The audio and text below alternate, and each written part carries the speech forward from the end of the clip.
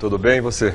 Prazer. O país que não está, né, João? Nós até que estamos carregando os nossos problemas, né? O país vai longe ainda para encontrarmos as soluções, Encontrar o caminho, né? Vai longe. Mas precisa mudar a política também, né, João? As mesmas práticas que já estão virando modo mesmo do brasileiro, só com conchavo, só com...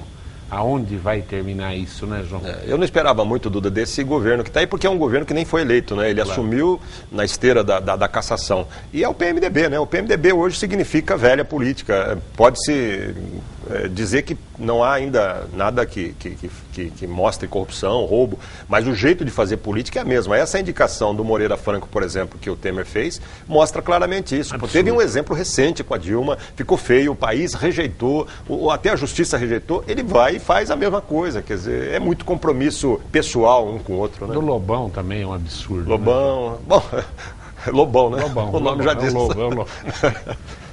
Mas que a economia que parece que está melhorando por si só, né, João? Acho que a economia brasileira, que roubaram demais, desviaram muito dinheiro. Mas parece que ela já começa a encontrar um trilho. Você não enxerga assim? Como é que você vê? Eu vejo, Duda. Eu até para a gente buscar esperança, eu vi uma análise há um mês atrás que dividiu o país em 3 fatias. O Brasil da economia, o Brasil da política e o Brasil da Lava Jato. Hoje esses 3 setores tomam conta dos noticiários, das discussões das pessoas que estão interessadas no futuro.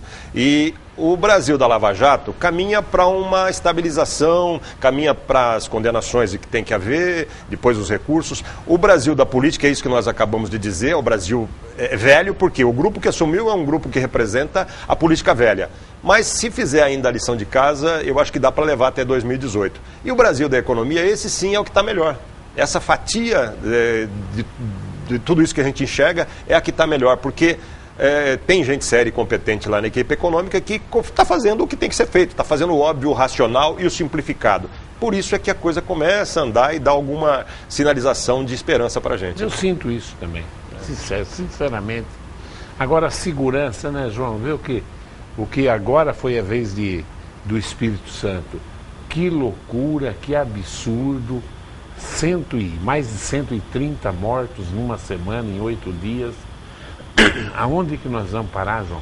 E nós, como cidadão, não podemos ter uma arma para defender a nossa própria vida. E o próprio governo, a própria estrutura policial não mantém a nossa segurança. Eu acho que essa é a 4ª fatia das 3 que eu dizia, ou do conjunto que eu dizia, que estava oculta, né?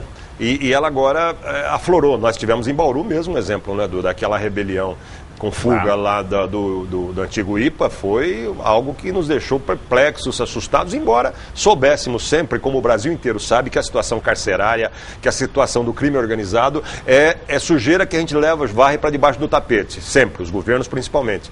E uma hora aparece, como está aparecendo agora, e principalmente agora que os policiais lá do Espírito Santo resolveram também se rebelar de alguma forma, ou se amotinar, como está se dizendo por aí, né?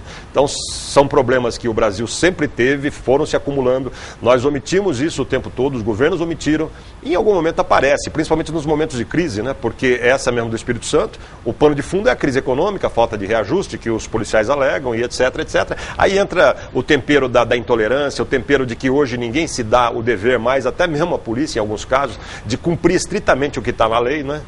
Apela-se um pouco, chega-se ao campo até da chantagem. Quer dizer, não dá para eu forçar um aumento de salário chantageando, parando, ainda mais num setor que é vital, essencial para o país, né? E agora tem que apurar 130 mortes, tem que saber quem são os responsáveis, né, João? Não pode simplesmente dar anistia para ninguém sem que se apure isso daí, né? Porque é um verdadeiro absurdo, né? Porque são vidas, né, Duda? Não é nada mais importante que vida. Vida é o que importa, né? O restante vem depois. E são 130 vidas que se foram. Ontem na TV, famílias desesperadas de morte de pai, de filho. E isso é numa capital, né, Duda? Não é lá no rincão do Brasil, no interior, no sertão, onde não tem estrutura e infraestrutura. Não, é numa capital de um estado bem desenvolvido até, Espírito Santo. Vitória, uma cidade bacana. E tudo isso acontecendo, né? Mas é o Brasil que estava acobertado, o Brasil que estava escamoteado, omitido pelo poder, que só se preocupou, os governantes nos últimos mandatos, de tempos, só se preocuparam, na minha opinião, Duda, em fazer aquilo que é o superficial, o que é imediato, aquilo que agrada as pessoas, né? É aquela história de pensando sempre na próxima eleição, né?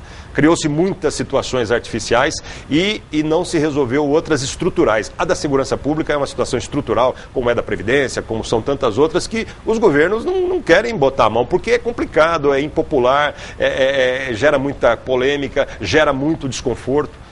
Só que uma hora alguém tem que mexer. É a economia que dá o exemplo para a gente também, né? Mas que loucura, né, João? E um país campeão mundial de arrecadação de impostos, né? E ladrão para tudo quanto é lado, né? Você vê que Congresso... outro dia o Zé Simão fez até uma piadinha. Ele falou, pô, mas o nego... como estivesse se perguntando para o Zé Simão, pô, mas o Temer só põe gente que está envolvido em corrupção? O Zé Simão falou, e quem não está? Está todo mundo. Quer dizer, não tem...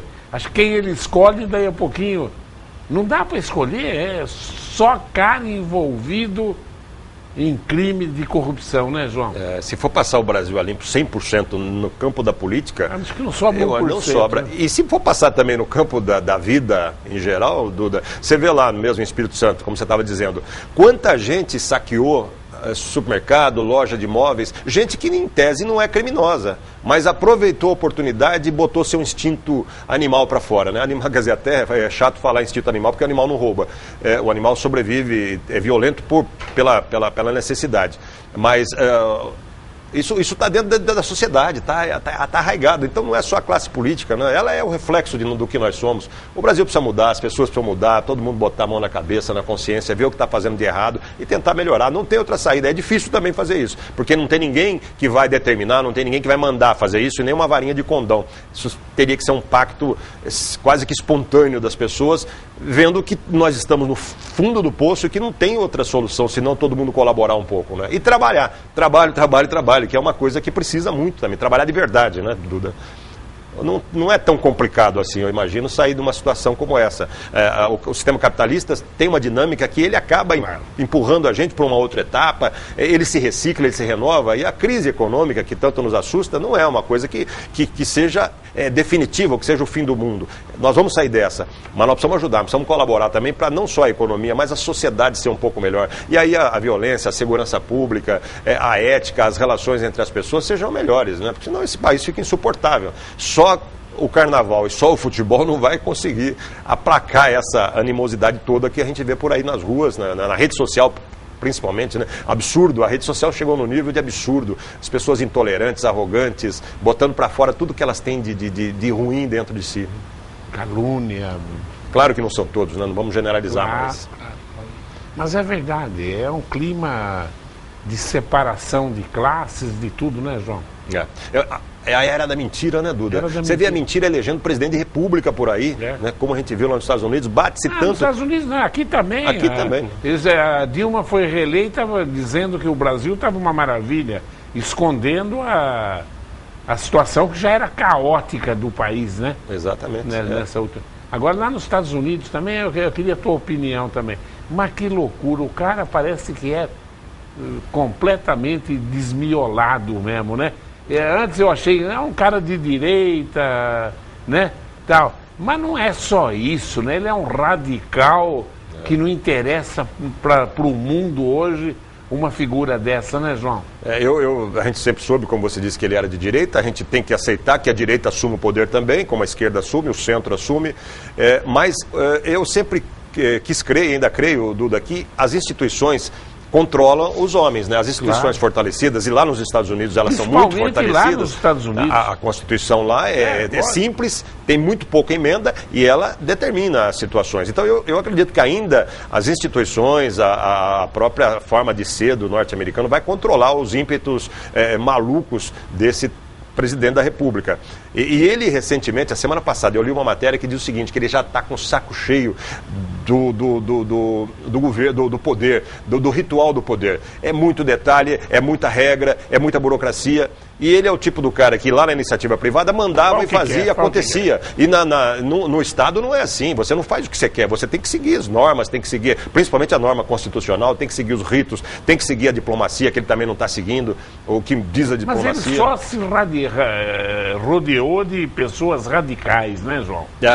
Seria natural. Só gente... Mas ele é o chefe, ele é o comandante, ele pode determinar um novo rumo. E ele está dando sinais de cansaço. Das duas, uma. Ou ele vai ceder um pouco e entrar dentro da normalidade de um governo, por mais direita que seja, por mais inovações que ele queira fazer e rupturas, ou eu suspeito que em 1,5, 2 anos vão dar um jeito de caçá-lo. Isso se não fizerem o que fizeram com o Kennedy, né? Que foi um jeito mais não é só violento. O Kennedy, os Estados Unidos tem um montão de historinha desse tipo, né? De conspirações. Eu acho que os Estados Unidos não vão suportar por muito tempo passar esse vexame mundial, e mais do que o vexame em si, né? É começar a se isolar e começar a ter implicações econômicas, né? Porque aí mexe com o bolso, aí mexe com tudo, mexe com todos, né? A hora que começar a mexer com a economia americana, todas as medidas isolacionistas do Trump, medidas enfim, as medidas mais radicais possível, aí sim eu acho que pode acontecer algo mais drástico, como um próprio impeachment dele. Já se falou numa emenda lá na Constituição, não me lembro o número, que já está se discutindo essa emenda. Ela permite o impeachment e como é que se encaixa. Pedindo já. Na rua nem se fala. O povo está pedindo já. Principalmente a classe mais rica lá, né? Que foi a classe que se surpreendeu, que votou na Hillary e que se surpreendeu com essa rebeldia. Aí também tem um problema, né? Os Estados Unidos meio que se dividiram em dois. Como aqui, os mais ricos concentrados nas grandes cidades, principalmente aquela região de Nova York, e o interior dos Estados Unidos, nos últimos governos, segundo as análises, ficou relegado a um segundo plano. Chegou a eleição, esse povo comprou o discurso da mentira, o discurso populista do Trump, e ficou fácil para ele ganhar a eleição, porque ele investiu nessa insatisfação do norte-americano médio, do comum, do mais simples, que mora lá naqueles estados mais afastados, principalmente do oeste americano, né? Verdade. E agora paga-se esse preço. Vamos aqui para nossa aldeia um pouquinho. É cedo ainda, são quase 45 dias de governo. Mas o que você está achando das articulações do atual prefeito de Bauru? Olha, ainda nós vivemos uma expectativa sobre o seu desempenho, né, Duda? 45 dias é cedo, mas tem 2 sinais que lá da redação a gente percebe e eu acho que são sinais bons nesse começo de governo. A gente até comentou antes aqui, a disposição, a vontade de fazer e de acontecer. O outro é o diálogo, ele tem sido bastante aberto ao diálogo de vários setores, e eu acho que são 2 bons caminhos, não são as soluções dos problemas da cidade, mas são 2 bons caminhos, se ele seguir, e lógico, em algum momento ele vai ter que assumir, e aquele momento da solidão do poder, né? Ele como prefeito vai ter que decidir. Mostrar criatividade e autoridade, né? Exatamente, mostrar que, olha, não, falar não, dizer não, que ele vai ter que dizer muitos não, e tem que ter essa firmeza, a gente não viu um grande fato ainda que isso tenha sido necessário. Vai ficar ruim a coisa. Porque de início a impressão que deu nas primeiras semanas, e ele e o secretário da Saúde extremamente empolgado, como que se o dinheiro estava fácil. Já eles vão se conscientizar de que o dinheiro deu uma sumida, né, João? Sumiu, não vai haver dinheiro, acho que talvez nos 4 anos de governo eles vão ter que ser muito criativos, muito austeros, muito severos na forma de conduzir as coisas, como aqui na iniciativa privada, né, Duda? Não tem mágica, né? Não tem solução para aparecer dinheiro. Vai precisar, e também saber priorizar, porque governo é isso, saber priorizar aquilo que é importante, né? Aquilo que é o mais urgente. O que você achou da Câmara, das primeiras ações da Câmara Municipal? Também avaliei a Câmara com base em 2 sinais, em 2 momentos diferentes, Duda. Achei que foram positivos também. Nós temos que dar esse benefício, o benefício da dúvida, na verdade nem da dúvida, o benefício da competência, né? O primeiro momento foi quando se elegeu o presidente, o Sandro. Não houve aquele estardalhaço, aquela guerra de vaidade, aquela guerra de interesses que houve em outras eleições. O Sandro foi eleito de uma forma discreta. Lá dentro da sala, a gente nem teve acesso, a imprensa em geral. Pode ser que ali tenham elevado um pouco mais o tom de voz, mas saíram de lá com um presidente unanimemente já acordado. e foi eleito com tranquilidade. Isso passa no momento de crise, no momento de turbulência, para as pessoas, Duda, para a população, uma sensação de maturidade, de seriedade. Isso foi bom. O segundo momento foi quando se compuseram as comissões na semana passada, também com tranquilidade e com maturidade, sem aquela foiteza, aquela fobia por cargos, por poder e por influência.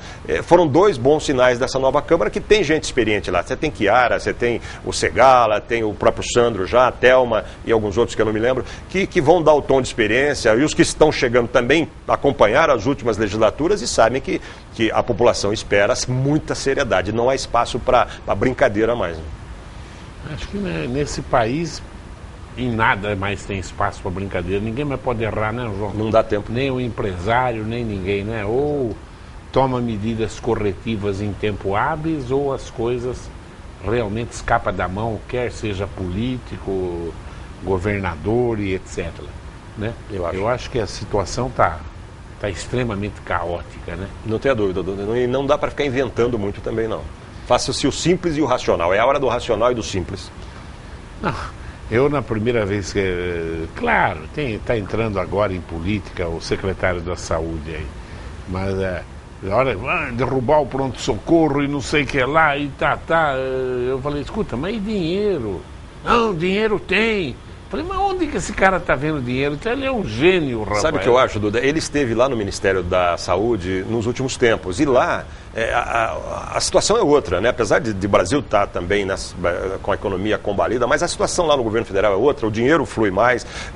Sei lá, eles davam pedalada e puxavam, né? O tamanho do poder é outro, claro. Né? E ele trouxe de lá um pouco desse embalo, né? E aqui no município as coisas são diferentes. O município se ressente mais. Bauru, mas agora não tem dinheiro nem lá, nem aqui, nem lugar nenhum, né? Mas a empolgação acho que veio de lá. Ô, João, você viu o Rio de Janeiro? Que absurdo que está o Rio, João?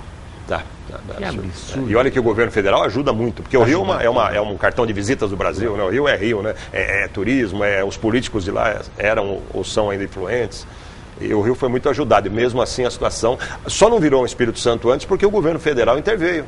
Porque senão lá teria começado essa onda toda. E lá um barril de pólvora 10 vezes maior. Muito pior. Com o crime organizado lá presente, os morros, aquela situação toda que é muito instável, né? Muito frágil o equilíbrio lá entre a orla e o morro no Rio de Janeiro. O bandido está na Avenida Copacabana, só subir um morrinho ali e pronto, né? E o morro não é no sentido preconceituoso, o morro a maioria certamente é gente boa, gente trabalhadora, mas o crime organizado se alojou ali, né? É disso que nós falamos. Claro. E o Rio é bonito por causa daquilo lá, né? De repente você olha, você vê mar, prédios e morro. Que visão maravilhosa. No mundo inteirinho você não vê isso. Tudo pertinho um do outro, né? Dividem... O Palácio do Governo é vizinho da quadrilha do Metralha, entendeu? Aí no meio tem um bosque, uma floresta linda, né? Maravilhoso. E o mar bonito demais. É uma loucura. O Rio é sui generis. Vamos ver uma perguntinha para você? Faz tempo que você não vem? Vamos ver. A primeira pergunta... vem de Duartina, do Horácio. Ó. Estou muito feliz em ver novamente o jornalista João Jabbour. Seja bem-vindo, João, aqui no Enfoque. Com relação a tanta corrupção no governo federal, gostaria que o Jabbour nos dê uma dica para o próximo ano, tendo em vista as eleições a nível de Brasil. Se ele conseguir, é um gênio. Vamos lá. Como escolher um candidato ficha limpa? Quando for fazer churrasco, não esqueça que aqui em Duartina temos uma ótima linguiça.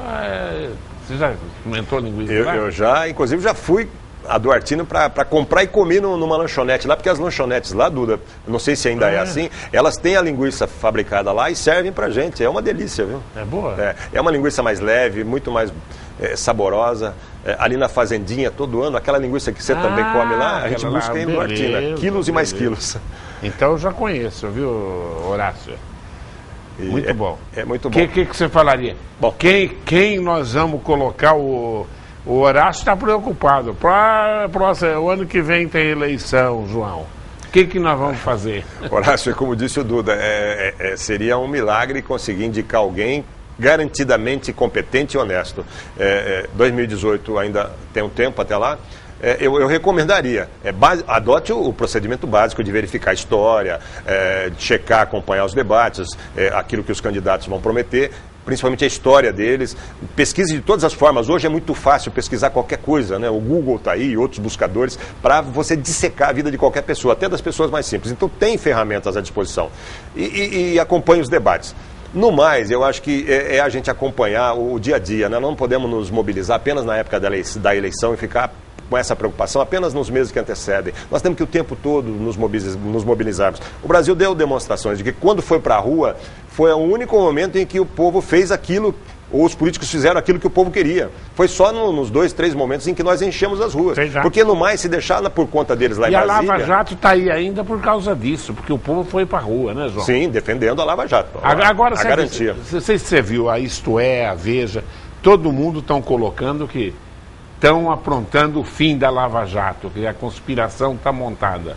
Você enxerga isso, João? Ela está mais lenta mesmo, está mais meticulosa, mais com medo? O que você está achando? Eu tenho certeza, Duda, que existem reações e reações, e não é de hoje, não, para que a Lava Jato caminhe para o final, principalmente no setor político e empresarial, o grande empresariado, né? Isso tem mesmo. Há várias tentativas de se fazer leis, por exemplo, punindo o Caixa 2, anistiando o Caixa 2, entre outras, foram reações mais institucionais, mas nos bastidores devem ter reações também grandes. Os promotores e os juízes da Lava Jato também têm que dar um norte para o país. Olha, a Lava Jato vai até esse ponto, porque também nós não podemos passar a vida inteira caçando todos os políticos, né? Ainda que quase todos estejam envolvidos com corrupção. Então, acho que tem que ter equilíbrio nesse momento, dos dois lados, de quem está fazendo esse serviço inestimável ao Brasil, que são os juízes, promotores, os policiais federais também. Eles têm que ter muito discernimento, comedimento e traçar um rumo definitivo para o país enxergar. E a classe política tem que ficar na dela, né? A classe política e principalmente o Supremo Tribunal Federal, que já dá sinais também de tentar apaziguar nessa linha do equilíbrio. Nós não podemos botar mais sujeira para debaixo do tapete, mas não podemos ficar o resto da vida com uma operação desse nível, desse porte, né? Porque o país se desestabiliza demais. Isso é uma história de 500 anos, Duda. É verdade. A Lava Jato, por si só, ela não vai consertar todos os problemas do país, principalmente os problemas morais, né? Mas ela é fundamental, é essencial. Foi a grande conquista do Brasil das últimas décadas, imagino. Acho que depois da eleição direta, acho que a Lava Jato é o principal fato do Brasil. Ô João, as esquerdas estão em baixa no mundo inteiro, não é só no Brasil, por causa dessa corrupção da esquerda brasileira. Você acha que há possibilidade da gente ter um presidente de direita no Brasil nesse próximo ano?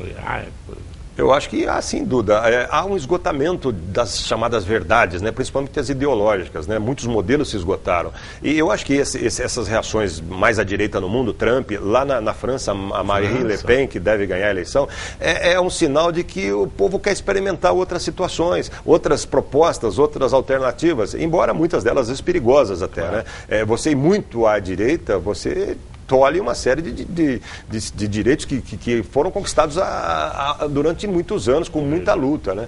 Ao mesmo tempo que muito à esquerda também, você não pode ficar numa utopia, só que uma utopia que no governo. O governo não tem espaço para utopias, para experimentos, para delírios, arroubos românticos mais. Nós temos que ter muita racionalidade, né? Mas eu acho que se aparecer algum candidato ao estilo, não digo direita, mas ao estilo Dória, por exemplo, que foge do figurino do político tradicional, tem grande chance. Ele está agradando. Está agradando. Saiu agora uma pesquisa, né? Verdade. 44% de aprovação, mas 30% quase considerado regular e muito baixo. 70%. Dá 70% o regular e o bom. Agrada. Mas, e ele tem feito, até por merecer, porque tem feito lá os seus movimentos. É cedo ainda para avaliá-lo, né? Mas é um estilo novo, é uma proposta nova. Eu acho que se não uma direita assumida, mas pelo menos um político nesse estilo, um político com uma proposta diferente, com um jeito diferente de ser. Vamos ver outra perguntinha? Pedro Valentim, apareceu o Pedrinho aqui, ó. Você não acha que a Câmara Municipal tem o dever legal e moral de investigar para valer a perda de 200 milhões de impostos por prescrição de alguns procuradores jurídicos da Secretaria de Negócios Jurídicos? Boa tarde, Pedro. Tem o dever, sim, é um fato recente, né, que foi trazido a público, e essa Câmara tem esse prato cheio, um prato amargo, azedo, mas cheio para poder investigar, para poder ir mais a fundo, para poder entender o que aconteceu e, quem sabe, até propor soluções e punições também aos responsáveis. Imagine-se, nesse momento, perder 200 milhões por omissões, por negligências na hora de fazer a cobrança. Aliás, isso é outro problema, né, Duda? A gente recebe uma cobrança de qualquer empresa, de qualquer loja que a gente compra, a gente corre e dá um jeito de pagar. Recebe da prefeitura, a gente fica tranquilo, sossegado, porque sabe que não tem consequência, né? Tem que acabar, a prefeitura tem que saber cobrar, e cobrar como cobra a iniciativa privada. Esse dinheiro até é mais importante, é o dinheiro público que vai para quem precisa. Então, Pedro, eu acho que eu tenho essa expectativa que a Câmara faça uma investigação, sim, como você tem. Agora é o Luiz Carlos da Bela Vista. Tenho lido no Jornal da Cidade e na TV Prevê que municípios como Agudos, Garça e Boracéia estão se movimentando para virarem municípios de interesses turísticos. O que Bauru está fazendo para também virar cidade turísticas e passar a receber recursos individuais? Pelo que me lembro, este assunto pertencia à Secretaria de Desenvolvimento. Olha, por parte do poder público, eu não vejo ainda muita mobilização, mas há uma visão, há uma tendência, há uma estratégia de se investir no turismo alternativo, eu diria assim, o turismo de negócio, né, o turismo da saúde, o turismo da educação. O Bauru tem que investir nas suas vocações. Nós não temos praia, montanha e não temos nem rios. Então, o que nós temos para atrair as pessoas para cá, para fortalecer a nossa rede hoteleira, o comércio? É mostrar o nosso serviço, Duda, é trazer as pessoas para estudar aqui. Faltando, exatamente. Para a saúde. A educação traz gente de tudo quanto é lugar para cá. Esse é o turismo viável para nós, né? Bauru só perde para Ribeirão e Campinas. O resto... Como polo de educação e saúde. Universitário, secundário e etc. De gente que vem de fora estudar. Mas uma época eu bati nessa tecla, mais de 10 anos atrás, eu me lembro bem. E nunca aconteceu, até em cima da ideia dele, até para ver a sua análise. Bauru tem terras baratas. Então eu achava que alguém ia escolher Bauru e fazer um resort chique aqui em Bauru, né? E você vê, tem regiões aí, o Aquativa, terra produtiva, boa, Italá, o Aquativa, né? Entendeu, né? E Bauru não veio isso, né? Ninguém tentou explorar isso aí, né? Quer dizer, para comprar, acho que as terras de Bauru são as mais baratas do estado de São Paulo, né, João? Se não for, é uma das... Onde que é mais barato que Bauru? Até pela qualidade dela, né? É uma terra que não é agricultável. Claro, é uma terra branca, arenosa, né? Mas, Duda, a ideia é ótima, é excelente. Por que não aqui Há uns 10 anos atrás eu bati nisso na TV Prefeito. Nem lembro quem era o prefeito. Eu acho que fica uma dica para os empresários que vão voltar a investir em algum momento. E com detalhe, da logística, que é excelente para isso, né? Porque nós estamos quase que no centro do estado e você pode atrair gente de todo esse entorno, do estado inteiro. Tirando aí a capital e o litoral, talvez, mas enfim, conforme o empreendimento seria maravilhoso. Se você pegar uma terra em Jaú e uma terra em Bauru, mesmo em Lençóis da faixa, lá com o dinheiro que você compra 10 alqueires, que você compra 100. Pois é. Já é um bom começo para um investimento rentável, né? E o sistema de transporte, Bauru é bom também, você tem boas rodovias, tudo. Você tem aeroporto, voos, você tem... Falta o trem, que quem sabe um dia, né? Mas você colocou direitinho, em educação, Bauru é modelo hoje. É páreo duro para Ribeirão. Perde de Campinas, porque Campinas está lá. Não sei se perde, não, viu? Porque aqui nós temos, além da USP, nós temos a Unesp. Eu acho que as privadas aqui se destacam, né? Entendeu? Então, não sei não. Mas pelo menos perdi há 10 anos atrás. Hoje, Bauru em educação é um polo turístico muito grande. Não tenha dúvida. Esse é o turismo moderno. O turismo moderno não é só botar um calção de banho e ficar lá sentado na praia. Continua faltando hotel. Como não tem hotel, não, João? Nós temos um que vai inaugurar agora, que promete elevar um pouco mais o padrão, que é da rede Tulip, que Brasília tem, por exemplo, uma rede muito boa, ali em frente ao aeroporto. Vai ser um upgrade, vai ser um ganho a mais para a rede hoteleira de Bauru. Vai ser bacana, com centro de convenções, inclusive, que eu acho que é outro turismo interessante. Bauru sediar, por ser central, sediar as convenções das grandes empresas. Isso não tem. Mas nós não temos hoje um centro de convenções. Como o Jaú tem, que é um espetáculo, né? Eu não conheço. Não conhece de Jaú? Nossa Senhora. É coisa de louco de Jaú. O Luiz Carlos da Bela Vista. Eu já fiz a do Luiz Carlos, né? Essa já.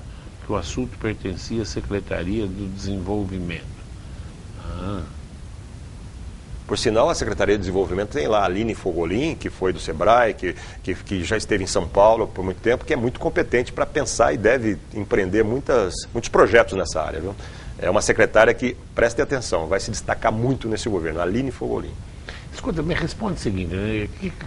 O mundo e todo mundo deu troco no Trump, o México deu, no México sim tem campanha para não beber Coca-Cola até, né?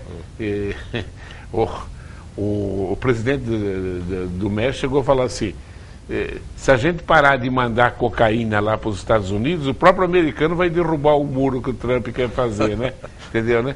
Agora aquele está complicando o negócio de passaporte. Você acha que o Brasil devia dar o troco ou nós estamos numa situação tão necessária que é melhor esperar para ver, vai que esse cara acaba dando alguma coisa boa para nós? O que você acha, João? Eu acho que nós estamos tão fragilizados que essa briga a gente não tem... Não tem que entrar nessa briga, não tem tamanho para comprar, viu? Não tem musculatura para isso, viu, Duda? E ainda não é uma coisa tão drástica, assim, eu imagino, né? Não tem gerado tanto transtorno assim, embora aqueles que vão viajar que sentem na pele, né? Aqueles que vão, principalmente a turismo, né? Eu acho que o Brasil ainda está aguardando. O Brasil sempre foi... E o turismo interno está crescendo, né? O que está desenvolvendo. Até bom, né? Parou de sair, claro. Até bom para nós, né? Parece-me que a indústria turística interna, os hotéis parecem-me que estão razoáveis, não estão com superlotação. Olha, eu estive em Ubatuba em janeiro, nos primeiros 20 dias de janeiro, Duda. A cidade tem... As praias estão cheias. 80 mil habitantes a cidade. Em Ubatuba fizeram um levantamento, tinha 500 mil pessoas. Que maravilha. Lotado lá, e todo aquele litoral norte por onde eu passei.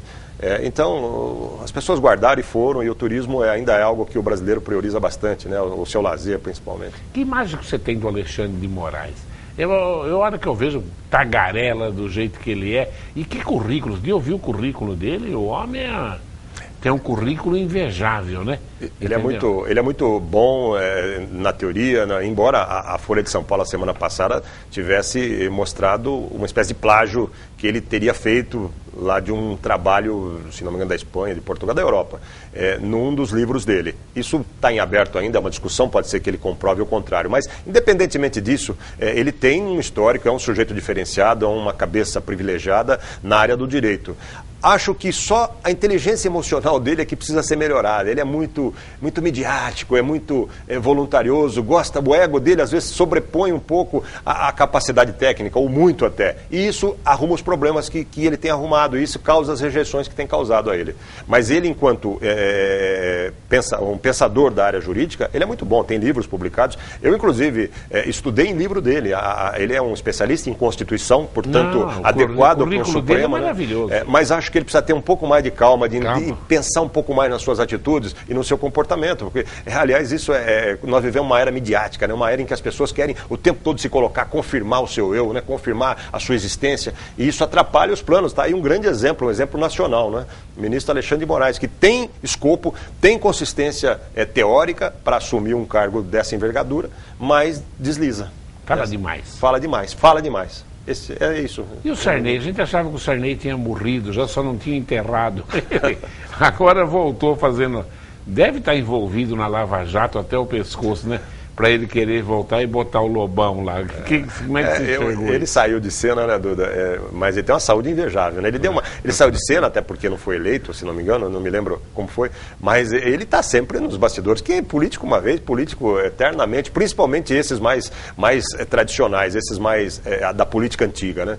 A política não deveria ser uma carreira para ninguém, eu acho. A política deveria ser uma prestação de serviço que você oferece para a sociedade por um determinado momento, por um determinado tempo, por mais longo que seja. Mas não há de eterno como os Sarneys da vida e como outros aí.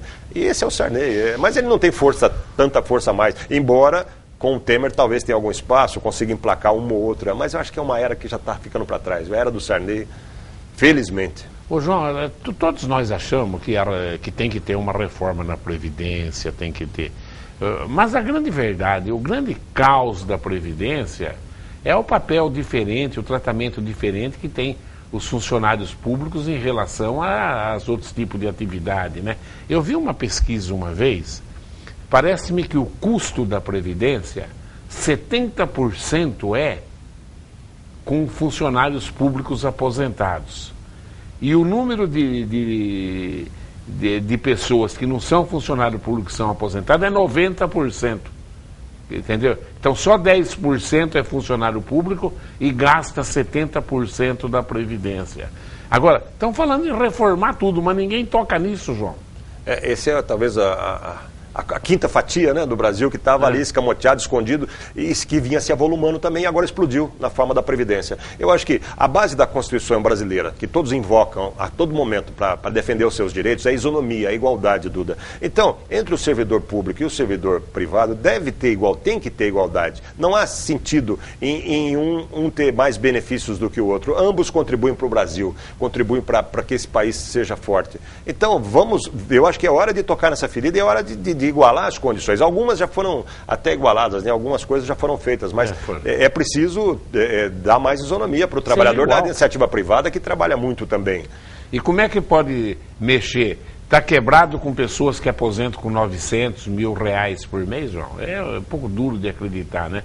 É o que falou, em relação a uma parte da mídia, para defender os policiais lá do Espírito Santo, falou, pô, os caras ganham menos de 3 mil reais. Na hora que eles aposentarem, eles vão aposentar com os 3 mil. Um cara que ganha 10 mil reais da iniciativa privada, para ele aposentar com 3 mil, nos cálculos que tem. Né? Não é isso, né? Isso, é mais Quer ou menos dizer, é isso que tem que ver. E tem muito pouca gente na mídia tocando nessa ferida. Talvez até por causa dos militares, de juízes, promotores. Não é isso, né? O poder público do Brasil inchou, né, Duda? Aliás, a história do Brasil é isso, é o Estado muito forte, muito presente no Brasil. Ele ganha 2 mil, ele aposenta com 2 mil. Iniciativa privada, ele ganha 8, 9, ele aposenta com 2 mil. Se ele ganhar 3, 4, ele vai aposentar com salário mínimo. É injusto. É muito injusto, é um verdadeiro absurdo. Vai ter que haver essa correção, Duda, para que esses 79 bilhões de déficit, não, 179 bilhões, 179. consigam ser E vai chegar uma hora lá na frente que não vai pagar, né, João? Não vai, porque essa conta ela é uma conta atuarial, né? Ela é uma conta que se projeta adiante. Hoje, se todos que têm direito fossem se aposentar, não daria. Mas é preciso tocar nessa ferida, sim, Duda. Você falou bem, a gente defende muito o trabalho do servidor público, a maioria absoluta é gente séria, é gente trabalhadora, gente que merece ter um bom salário, como os policiais lá do Espírito Santo merecem, mas é preciso ver a situação do Brasil. Todos têm que ser iguais, né? Principalmente no momento de dificuldade. Então todos vão ter que contribuir com a sua parte. Se tiver que perder alguma coisa, vai ter que perder, como da iniciativa privada perde também. Claro, todos perdem o tempo todo. Claro, um militar que ganha 3 mil, arrisca a vida e tal. Mas quem ganha salário mínimo? Esse nem vive no arrisca a vida, né? É uma situação difícil, muito difícil, complexa. Vamos ter que ter muita conversa, muito diálogo, muito entendimento e desprendimento, né, Duda? Porque não basta impor isso, nós temos que dialogar, tem que conversar, tem que as pessoas entenderem que nós temos que fazer um pacto pelo país. É verdade. Senão não sai dessa situação. O sistema prisional, não vou nem tocar, que nós teríamos que fazer um programa só disso, né, João? Só. Tem aqui, que e absurdo. trazer uns especialistas que tem por aí, tem muitos. Né? João, o que você gostaria de colocar mais para o nosso telespectador? Apenas agradecer, Duda, a oportunidade de começar o ano muito bem. O JC está bem. Está firme, lutando contra as adversidades, mas firme, forte e com a certeza, Duda, de que nós temos um papel importante como vocês têm aqui. A imprensa é cada vez mais vital e a gente percebe isso, né? Mesmo num mundo em que cada um tem a sua fonte de informação, cada um comunica da sua forma, mas é na imprensa que todos vão, ao final das contas, buscar a checagem se aquilo é veraz ou não, se a informação é verdadeira ou não, se aquilo que ele ouviu era boato ou não era boato. Então, nesse sentido, a gente fica tentando se fortalecer o tempo todo para não deixar de prestar esse serviço. Além do que, lógico, seguimos com as nossas vidas privadas também, Duda. Como vocês aqui fazem muito bem. João, é um prazer receber você. Obrigado, Duda. É um prazer. Eu agradeço a sua audiência e vamos trabalhar. Se não trabalhar ainda, aí você está desgraçado, viu?